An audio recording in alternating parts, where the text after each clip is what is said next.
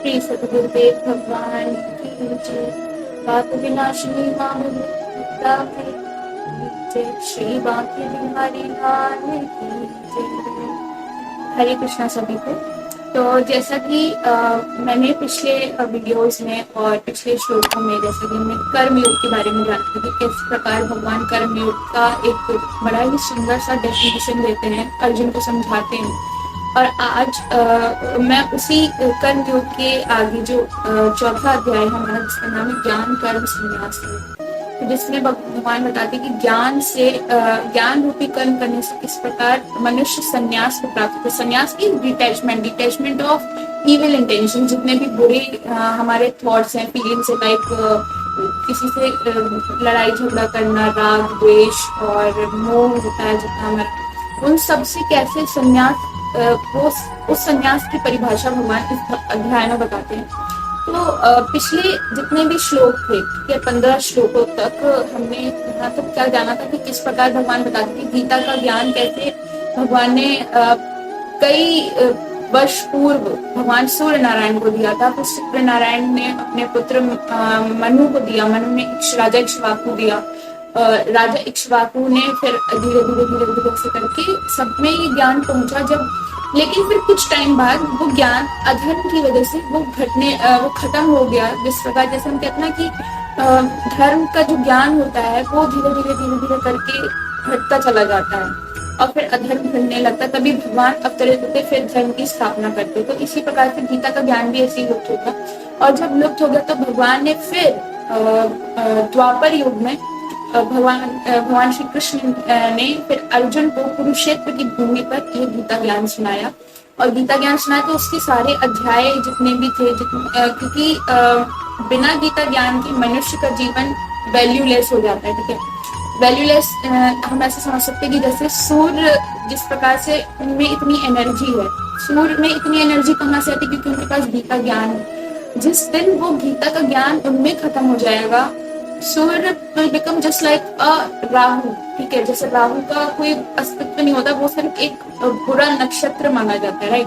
तो वैसे ही सूर्य का भी उस तरह से फिर उदय हो जाएगा कि वो सूर्य नहीं रहेगा, एक नेगेटिव प्लैनेट की तरफ से जाना जाएगा। तो इसी प्रकार से ह्यूमन को भी भगवान ने यहाँ पे गीता में ऐसे ही समझाया कि गीता ज्ञान हमारे लिए उतना ही इम्पोर्टेंट है जितने कि हम हमारे जीवन में श्वास, हमारे जब ब्रीथ लेते तो हम उसकी जरूरत होती है। तो बेसिकली देखा जाए तो उसकी इम्पोर्टेंस कैसे हर एक अध्याय में बताई भगवान ने। और वो इम्पोर्टेंस कैसे बढ़ती जब हम भगवान के चरण कमलों में उनका वंदन करते हैं, उनका ध्यान लगाते हैं उस चीज में, तब उसकी इम्पोर्टेंस उतनी ही बढ़ जाती है। और फिर यहाँ पे कैसे बताया कि मनुष्य कर्म के बंधन से कैसे छूटता है। जब मनुष्य भगवान श्री कृष्ण का ध्यान करता है, मीन्स जो सुप्रीम है, वो तो सबसे supreme, because he is having 64 qualities, और जिनके पास 64 कलाओं का इतना बड़ा संयोग है, और जिनका आदेश हर कोई मानता है, चाहे वो कोई भी देवता, गंधर्व या कोई भी योनि हो, तो उस हर एक योनि उनकी आदेश के बिना कोई काम नहीं करता है। फिर चाहे वो हम ही लोग चाहे अपनी कितनी भी प्रार्थना कर लेते हैं, लेकिन उससे जब तक उनकी इच्छा नहीं होती तब तक कोई भी काम पूरा नहीं होता है। सो बेसिकली यहाँ पे भगवान ने यही बताया कि ज्ञान रूपी कर्म से संन्यास तक का मार्ग कैसा है। और उन्होंने बताया कि मेरा ध्यान करके, मेरा जप करके उस जाप से जो है मनुष्य कर्म के बंधन से छूट जाता है। लेकिन यहाँ पे लोगों ने कर्म को भी एक तरह से देखा कि अब कर्म तो कई तरह के होते हैं, क्योंकि ऐसे पता चले कि कौन सा काम अच्छा है हमारा। कर्म इज जस्ट लाइक एक्शन। तो बहुत लोग सोचते हैं कि कर्म कौन सा अच्छा है, कर्म और हमारा बुरा कर्म क्या है। तो इसी के आगे जो है भगवान ये बताते हैं, आगे हम श्लोक में पढ़ेंगे। तो किम कर्मेति कवियो अपि यत्र मोहिता तत्ते कर्म प्रवक्ष्यामि यज्ञात्वा मोक्ष्यसे शुभात्। अर्थात कर्म क्या है और अकर्म क्या है, इस प्रकार इस विषय में विद्वान भी मोहित हो जाते हैं। अतः वे कर्म तत्व मैं तुझे भली भांति कहूंगा, जिसको जानकर तू अशुभ संसार बंधन से मुक्त हो जाएगा। तो बेसिकली यहाँ पे भगवान भी बता रहे हैं कि जो विद्वान लोग भी होते हैं, जो बहुत वेद शास्त्र पढ़े हुए होते हैं, क्योंकि देखा जाए तो पहले के टाइम पे ये ऐसे साइंटिफिक नॉलेज जो है ना, ये हमें वेद पुराण शास्त्र इन्हीं से मिलती थी, ठीक है। कोई ऐसे सब्जेक्ट्स नहीं होते थे कि लाइक आपको मैथमेटिक्स पढ़ने के लिए एक आईआईटी में एडमिशन लेना है, ये ऐसा ऐसा नहीं, ऐसा नहीं होता था। बेसिकली आपको गुरुकुल जाना होता था बचपन से ही आपको एक माहौल, एक एनवायरनमेंट प्रोवाइड किया जाता था कि जहाँ पे बच्चा अच्छे से अपनी कला को एक क्वालिफाइड करके आगे वो निकले। तो वहाँ पे वेद शास्त्र का भी अध्ययन होता था, वो भी पढ़ाया जाता था। और वेद शास्त्रों में प्रॉपर ये लिखा हुआ है कि मतलब अब जब वो पढ़ लेगा तो विद्वान बन जाएगा। जैसे कि पंडित लोग जो होते हैं, पंडित इज जस्ट लाइक जो विद्वान होता है, नॉट बाय देयर कास्टिज्म, जो है भगवान ने बिल्कुल भी इग्नोर किया है और उसको डिनाई किया है गीता में कि जो कास्टिज्म है, कास्टिज्म मैंने बर्थ डिवीजन के बेसिस पे बनाया था, ना कि बर्थ के बेसिस पे बनाया था। बर्थ के बेसिस पे ये हमारा लेटर वैदिक पीरियड में हुआ था, लेकिन बर्थ डिवीजन जो हुआ था वो स्टार्टिंग से हो रहा था। अगर वेद शास्त्र जिसने अच्छे से पढ़े तो उनको पता होगा। तो बेसिकली यहाँ पे भगवान भी कहते हैं कि जो कर्म और अकर्म का जो मतलब समझता है, वो भी मतलब कभी कभी आश्चर्यचकित हो जाता है, जैसे भूल भुलैया टाइप। जैसे हम भूल भुलैया में जाते तो है, घुसते तो है, लेकिन हमें वापस आने का रास्ता नहीं पता होता। तो अब वो रास्ता कैसे पता होगा, वो भगवान श्री कृष्ण अपनी वाणी के द्वारा बता रहे हैं। कैसे बता रहे हैं, आगे बढ़ते हैं। कर्मणो हि अपि बोद्धव्यं, बोद्धव्यं च विकर्मणा, अकर्मणश्च बोद्धव्यं, गहना कर्मणो गतिः।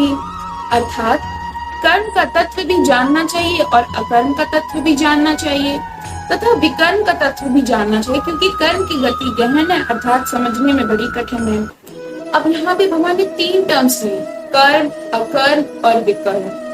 तो अब ये क्या है, मतलब कर्म, विकर्म और अकर्म क्या मतलब, समझ नहीं आया ना किसी को, तो मैं बताती हूँ। उसको भगवान ने थोड़ा सा टेढ़े उसमें समझाया, बिकॉज भगवान श्री कृष्ण वैसे भी टेढ़े हैं और उनका मतलब जो शब्दों का जाल होता था ना, वो सामने वाले को ऐसे मोहित कर देता था कि कोई उसको समझे तो समझ जाएगा, तो एकदम उस पे उसको डिनाई नहीं कर सकता। लेकिन जो उसको नहीं समझ पाता, फिर वो उससे बहुत सारे सवाल होते थे। तो यहाँ पे कर्म जो है वो पुण्य है, ठीक है, और जो अकर्म है वो क्या है, भक्ति है। भक्ति का जो एक्शन है हमारे, जैसे हम भक्ति करते हैं भगवान की, तो बहुत लोग उसमें सेल्फलेस होकर भक्ति करते हैं, ठीक है। और बहुत लोग ऐसे होते हैं जो बिजनेस डील करते हैं भगवान से कि भगवान मैं आपकी बहुत पूजा करती हूँ, मैं ना अगर मेरा ये चीज पूरी हो गई तो मैं इस टाइम से ये करूंगी, इस टाइम से वो करूंगी, और भगवान प्लीज मुझे ये दिला दो, मुझे इसमें इतना पास करा दो, ठीक है। तो it's just like a business deal. तो बिजनेस डील नहीं करना है, वो फिर कर्म में गिना जाता है। लेकिन जो अकर्म होता है वो सेल्फलेस भक्ति होती है, प्योर भक्ति होती है, जिसमें ना कोई मटेरियलिस्टिक चीज का हम कोई मांग करते हैं। लेकिन देखा जाए तो आज के टाइम पे कलयुग में कोई कितनी भी भक्ति कर ले, स्टिल उसको कभी ना ऐसा होता है कि यार मतलब भगवान से कभी मांगना ही पड़ता है, ठीक है। और ये बात सच है, मतलब एक टाइम पे लगता है कि भगवान प्लीज आप मेरे को इतनी शक्ति दीजिए, मैं तो ऐसा करिए। तो वो चीज भी एक तरह से थोड़ी सी दिल हो जाती है कहीं ना कहीं पे, चाहे वो कितना भी बड़ा भक्त क्यों ना हो। लेकिन ये कलयुग है ना, कलयुग में जो बुरा, जहाँ पे हर चीज मतलब बुरी ही हो रही है, तो यहाँ पे कोई कितना भी शुद्ध भाव से भक्ति क्यों ना करे, लेकिन एक ना एक टाइम पे कभी ना कभी वो भक्ति में भी गलती करेगा, ठीक है। और अब दूसरा हम जानते हैं कि विकर्म क्या है। विकर्म मीन्स होता है पाप। तो पाप बेसिकली क्या होता है ना, जैसे हमें कोई चीज चाहिए, राइट। फॉर एग्जाम्पल मुझे आईआईटी में एडमिशन चाहिए एट एनी कॉस्ट, मेरे पास बहुत सारा पैसा है, ठीक है। तो मैं क्या करूंगी, मेरा एडमिशन मेरिट लिस्ट पे नहीं हुआ है, लेकिन मैं क्या करूंगी, वहां पे जाऊंगी, पहले एनआरआई कोटे से करूंगी, लेकिन एनआरआई कोटे से भी मेरा नहीं हुआ है। तो मैं क्या करूंगी, सर वहां पे जाऊंगी और उसको डीन को या जो भी मतलब हेड होगा एडमिनिस्ट्रेशन डिपार्टमेंट में, मैं उसको ब्राइब करूंगी, रिश्वत दूंगी। तो क्या हो गया, वहां पे पाप हो गया। मतलब मैंने अपने अचीवमेंट्स के लिए उसको मतलब एक तरह से इतना बुरी चीज में खुद को धकेल दिया है कि वो पाप कर्म में जो है मेरी आत्मा इन्वॉल्व हो गई है, ठीक है। तो वो क्या हो गया, विकर्म हो गया, ठीक है। वो हमारी भक्ति में इंक्लूड नहीं होगी, ना कर्म में इंक्लूड होगी। तो ये कर्म, विकर्म और अकर्म का डेफिनेशन प्रॉपर भगवान ने इस तरह से समझाया है, ठीक है। आगे क्या कहते हैं भगवान, कर्मण्य कर्म या पश्येत कर्मणि च कर्मया स बुद्धिमान मनुष्येषु स युक्ता कृत संकर्म कृत। अर्थात जो मनुष्य कर्म में अकर्म देखता है और जो अकर्म में कर्म देखता है वह मनुष्यों में बुद्धिमान है, वह योगी है और संपूर्ण कर्मों को करने वाला है। देखिए सिंपल सी बात जो मैंने लास्ट श्लोक में आपको बताया कि किस प्रकार से कर्म में अकर्म देखता है, कि अब जैसे कर्म तो कर ही रहा है, वो पुण्य का काम कर रहा है, लेकिन वो ये सोच रहा है कि अरे हो सकता है कि मैंने शायद इसमें कुछ गलत कर दिया है, ठीक है। तो उसको ज्ञान है उस चीज का, ठीक है। लेकिन जो अकर्म कर रहा है, जो भक्ति कर रहा है सेल्फलेस होकर के, और उसको भी पता है कि अब ये तो जो काम है ना वो मैं प्रभु की इच्छा से कर रहा हूँ, मतलब अब जैसे मैं आपके सामने जो वीडियो बना रही हूँ, ठीक है। सो बेसिकली देखा जाए तो भगवान श्री कृष्ण मेरे द्वारा ही करा रहे हैं आप लोगों के सामने, ताकि ये नॉलेज सबके पास पहुंचे, ठीक है। ये किसी का मतलब कह नहीं सकते कि ये एक मोटो है मेरा कि मुझे इतने सब्सक्राइबर्स गेन करने हैं या नहीं, ऐसा कुछ नहीं है। मुझे एक रिवॉर्ड चाहिए यूट्यूब की तरफ से, सो बेसिकली ऐसा कुछ भी नहीं है, ठीक है। तो यहाँ पे मेरा अगर देखा जाए मैं सेटिस्फाई नहीं कर रही, लेकिन एक तरह से एग्जाम्पल है कि ये अकर्म में शायद गिना जा सकता है, क्योंकि अकर्म में भक्ति प्योर फीलिंग से, प्योर डिवोशन के साथ दी जाती है। अकर्म इज जस्ट लाइक दैट, ठीक है। लेकिन जो कर्म होता है वो हम पुण्य करते हैं, जैसे यज्ञ हो गया और दान हो गया, तो वो भी पुण्य है, लेकिन कहीं ना कहीं उसमें हमको फिर लगता है ना कि अरे कुछ ऐसा गलत काम की वजह से, या फिर हो सकता है कुछ गलत एक्शन की वजह से वो विकर्म में काउंट हो जाता है, वो पाप जो कर्म होते हैं उसमें काउंट हो जाता है, ठीक है। तो आगे भगवान क्या कहते हैं, यस्य सर्वे समारंभा काम संकल्प वर्जिता ज्ञाना अग्नि दग्ध कर्माणम तमाहु पंडितम बुधा। अर्थात जिसके संपूर्ण कर्मों के आरंभ संकल्प और कामना से रहित हैं तथा जिसके संपूर्ण काम ज्ञान रूपी अग्नि से जल गए, उसको ज्ञानी जन भी पंडित कहते हैं। देखिए वही सेम बात होगी कि जैसे भगवान ने पहले भी बताया था कि कर्म रूपी ज्ञान रूपी जो कर्म है वो श्रेष्ठ है, ठीक है। लेकिन अब यहाँ पे भगवान क्या कहते हैं ना कि जैसे अब किसी को ज्ञान तो हो गया है, ठीक है, अब वो कर्म भी करा, तो वो कर्म रूप से कैसे, मतलब वो उस बंधन से जो जन्म मृत्यु का जो बंधन है वो कैसे मुक्त होगा, ठीक है। उसको मुक्त करने का भी भगवान ने उपाय बताया। उसको मुक्त करने का उपाय क्या है कि मेरा जाप करो, ठीक है, जो महामंत्र है हमारा, उसको जाप करो और उसको मतलब मेरे ही ध्यान में रह करके काम करो अपना। तो उससे क्या होगा ना, तुम्हारा जितना भी काम है वो मुझे समर्पित होगा, तो तुमसे कुछ गलत काम नहीं होगा। गलत काम नहीं होगा तो तुम इस जन कर्म बंधन से मुक्त हो जाओगे, मुक्त हो जाओगे तो जन्म मृत्यु के बंधन से मुक्त हो जाओगे।